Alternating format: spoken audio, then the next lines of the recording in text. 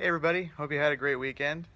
Today I wanted to talk a little bit about what exactly my syndrome is. It's called TAR syndrome, and the reason I bring this up is because over the weekend I had an older lady behind me at the grocery store um, kind of just start a conversation with me and ask um, some various questions just about me in general, but one thing she did not ask about, one thing she kind of just assumed was that I had thalidomide.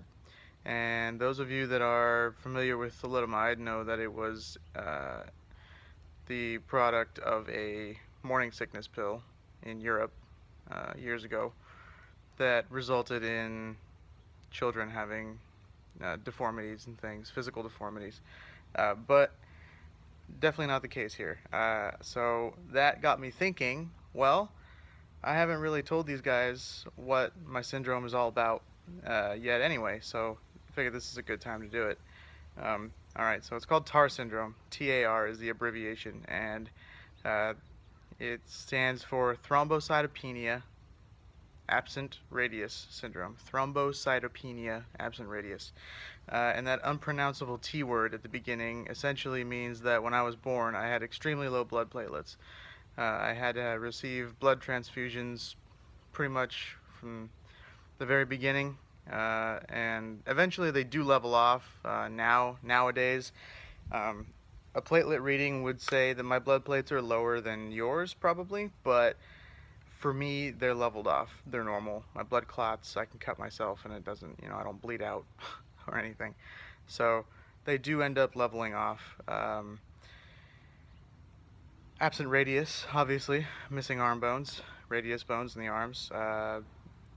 Leg deformities also come with it, depending on the severity of how they classify you.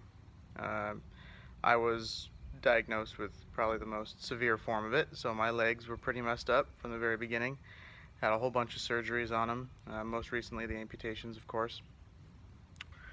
Um, but yeah, so very different from thalidomide, very unique. Last time I heard, the number of people born with TAR syndrome is approximately 1 in 500,000, so pretty rare. It's caused by a recessive gene.